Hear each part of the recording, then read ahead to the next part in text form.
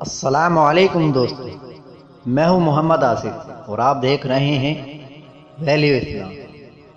حضرت ابو نضرہ رحمۃ اللہ تعبی بیان کرتے ہیں کہ ہم حضرت جابر بن عبداللہ رضی اللہ تعالی عنہ کی خدمت میں تھے کہ انہوں نے فرمایا، قریب ہے وہ وقت جب اہل شام کے پاس نہ دینار لائے جا سکیں گے اور نہ غلہ۔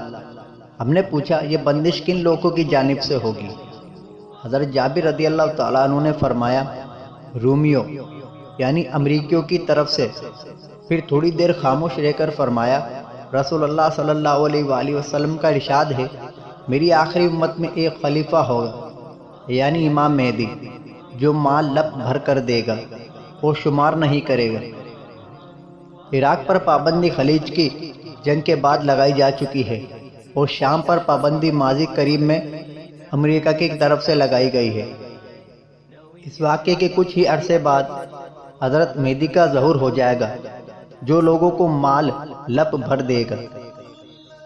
شاہ رفیع الدین رحمۃ اللہ فرماتے ہیں کہ حضرت امام مہدی خانہ کعبہ کے مدفون خزانے نکالیں گے اور لوگوں میں تقسیم کریں گے۔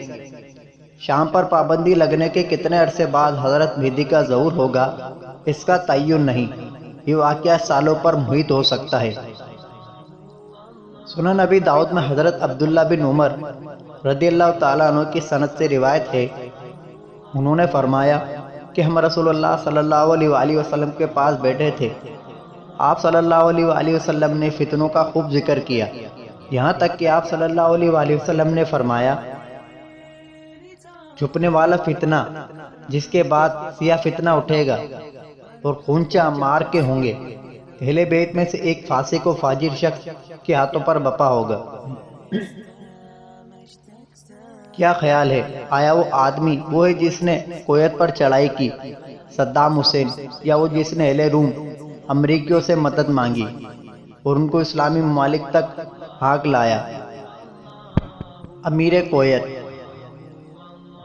پھر خوشحالی کا فتنہ اٹھے گا، اس کا دھواں میرے قدموں کے نیچے میرے اہل بیت میں سے ایک شخص اٹھائے گا۔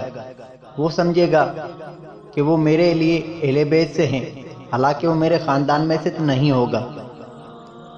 خوشحالی کے فتنے سے مراد تیل، مال، دولت کے لیے جنگ ہے۔ ایسا ہی ایک مضمون ترکی کے کتب خانے میں موجود اسلامی مخطوطات میں ایک مدنی عالم کی عجیب و غریب روایت میں بھی بیان کیا گیا ہے۔ اس کی عبارت یہ ہے، ایک ایسے ملک میں جنگ جو دم کی جڑ سے بھی چھوٹا ہے، اس ملک کے لیے دنیا جہاں کے لوگ جمع ہو جائیں گے۔ اس ملک کے امیر نے اپنا جھنڈا 2 روز دراز کے مغربی ساحلوں سے آنے والی بڑی قیادت کے سپرد کر دیا۔ آخری زمانے کا آغاز ہو گیا، وہ قیادت اس ملک کے لیے ساری دنیا سے فریاد کر کے لوگوں کو جمع کر لے گی اور بادشاہ کا تاج و تخت لوٹا دے گی۔ آخری زمانے کے ابتدائی معرکوں میں عراق تباہ برباد کر دیا جائے گا۔ دم کی جڑے چھوٹے ملک کا امیر مہدی کے لشکر کے خلاف صف آرا ہوگا۔ اس ملک کی بربادی کا وقت دوبارہ قریب آ جائے گا، کیونکہ اس کا امیر فساد کی جڑ ہے۔ مہدی اسے کے قتل اور تم اپنے جسم کی طرف لوٹ جائے گی۔ 1990 میں بالکل ایسا ہی ہوا جیسا کہ اس اثر میں بیان کیا گیا ہے۔ صدام حسین نے چھوٹے سے ملک کویت پر چڑھائی کر دی۔ امیر کویت نے امریکہ سے مدد مانگی اور اسلامی ممالک تک ہانک لایا۔ حالانکہ حدیث میں ہے کہ یہود و نصارہ کو جزیرہ عرب سے نکال دو، اور یہ امیر کویت یہود و نصارہ کو اپنی مدد کے لیے جزیرۃ العرب میں کھینچ لایا۔ حالانکہ اسے چاہیے تھا کہ اسلامی ممالک سے مدد کی اپیل کرتا، اس نے اپنی حکومت امریکہ کے حوالے کر دی۔ امریکہ نے 37 ممالک کو عراق کے خلاف اکٹھا کر لیا۔ اتحادی فوج وجود میں آ گئی، اونچا مار کے شروع ہو گئے، عراق تباہ و برباد کر دیا گیا۔ امیر کویت کو حکومت واپس مل گئی، لیکن اس نے خوفناک فتنوں کی بنیاد رکھ دی۔ ایک اور مخطوطہ میں جو 3 صدی ہجری کے شامی تابعی کے ہاتھ کا لکھا ہوا ہے، ایک پیراگراف عبارت یوں ہے، پوری عبارت ہم آگے بیان کریں گے۔ شام کے عراقی حصے میں ایک جابر آدمی ہے اور سفیانی ہے، اس کی ایک آنکھ قدر سست ہے، نام اس کا صدام ہے، جو بھی اس کی مخالفت کرتا ہے وہ اس سے ٹکرا جاتا ہے۔ ساری دنیا اس کے لیے ایک چھوٹے سے کویت میں جمع ہوگی، وہ کویت میں ایک فریب خوردہ کی حیثیت سے داخل ہوگا۔ سفیانی کی بھلائی اسلام کے ساتھ وابستہ ہے، وہ خیر بھی ہے اور شر بھی۔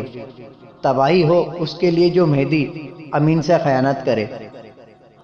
یہ حضرت ابو ہریرہ کی روایت ہے، جس میں عراق کے صدر صدام کا نام بھی صاف صاف الفاظ میں بتایا گیا ہے، اور یہ بھی کہ اسے دھوکے سے کویت میں داخل کیا جائے گا۔ یہ سب جانتے ہیں کہ یہ امریکہ کی بہت بڑی سازش تھی۔ صدام کو اشارہ کر دیا گیا کہ تم کویت پر حملہ کر دو، ہم تمہارے ساتھ ہیں۔ پھر اس کے خلاف صف آرا ہو گیا۔ یہ امریکہ کا جزیرۃ العرب پر قبضہ کرنے کا ایک بہانہ تھا، جس میں وہ کامیاب ہو گیا۔ تباہی ہو اس کے لیے جو مہدی امین سے خیانت کرے۔ مطلب ہے کہ حضرت مہدی کا دور بہت قریب ہے۔ حضرت مہدی کا دور کب ہوگا یہ ہم آگے چل کر بتائیں گے۔ حضرت ابو ہریرہ رضی اللہ تعالیٰ عنہ سے روایت ہے کہ رسول اللہ صلی اللہ علیہ وآلہ وسلم نے فرمایا، قیامت قائم نہیں ہوگی جب تک دریائے فرات سونے کے پہاڑ سے نہ سرک کر جائے۔ لوگ اس کے اصول کے لیے لڑیں گے، لڑائی اتنی شدید ہوگی 100 میں سے 99 مارے جائیں گے۔ ان میں سے ہر ایک اس امید پر لڑے گا کہ شاید میں ہی بچ رہنے والا ہوں۔ ایک اور حدیث میں ہے کہ نبی کریم صلی اللہ علیہ وآلہ وسلم نے فرمایا، قریب ہے کہ دریائے فرات سونے سے سرک جائے، جو بھی اس وقت وہاں موجود ہو اسے کچھ نہ لے۔ دریائے فرات عراق میں ہے۔ صدام حسین نے دریائے فرات کا رخ موڑ دیا تھا۔ صدام نے دریائے فرات کا رخ موڑ دیا تھا، جس کی وجہ سے فرات ایک طرف سے خشک ہونا شروع ہو گیا ہے۔ وہ دن دور نہیں جب دریائے فرات سے سونے کا پہاڑ ظاہر ہو جائے۔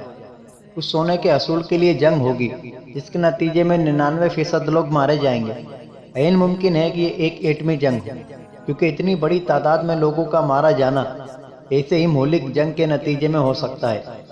دوسری اہم بات اس حدیث میں یہ بیان فرمائی کہ جو بھی اس وقت وہاں موجود ہو اس میں سے کچھ نہ لے، یعنی اس خزانے کی لالچ بری بلا ہے، اس میں کوئی خیر نہیں۔ بعض حضرات کی رائے ہے کہ سونے سے مراد سیال سونا تیل ہے، جبکہ بعض حضرات اس سے اصل سونا ہی مراد لیتے ہیں۔ ہمارا رجحان بھی اسی دوسری رائے کی طرف زیادہ ہے۔ تم اہل روم امریکہ سے مصالحت کرو گے۔ ہم پہلے عرض کر چکے ہیں کہ یہ مصالحت امریکہ اقوام متحدہ کی شکل میں ہو چکی ہے۔ یہ حدیث ہماری اس بات کی تائید کرتی ہے۔ ایک دوسری حدیث میں نعیم بن حماد نے حکیم بن عمیر رضی اللہ تعالی عنہ سے روایت کیا، پھر رومی تمہیں صلح معاہدہ کا پیغام بھیجیں گے، اور اس صلح میں کوفہ کو ایسا رگڑا جائے گا جسے چمڑا رگڑا جاتا ہے، وہ اس لیے کہ وہ مسلمانوں کی مدد سے کنارہ کش ہو گئے۔ خلیج کی پہلی جنگ میں یہ علامت پوری ہو چکی ہے۔ امریکہ نے سعودی حکومت سے معاہدہ کر کے عراق پر چڑھائی کر دی اور کاربیٹ بمباری کر کے ایسے بانجھ مار دیے جسے چمڑا مانجا جاتا ہے۔ حضرت مہدی کے ظہور کی نشانی یہ ہے کہ مغرب کی جانب سے جھنڈے آئیں گے، جن پر بنو کندا کا ایک لنگڑا شخص سربراہ ہوگا۔ سو جب مغرب والے مصر میں آ جائیں تو اس وقت شام والوں کے لیے زمین کا اندرونی حصہ بہتر ہوگا۔ امید کرتا ہوں دوستو آپ کو یہ ویڈیو ضرور پسند آئی ہوگی۔ مزید ایسی ویڈیوز حاصل کرنے کے لیے آپ ہمارے چینل کو سبسکرائب کریں اور اس ویڈیو کو آگے شیئر کریں۔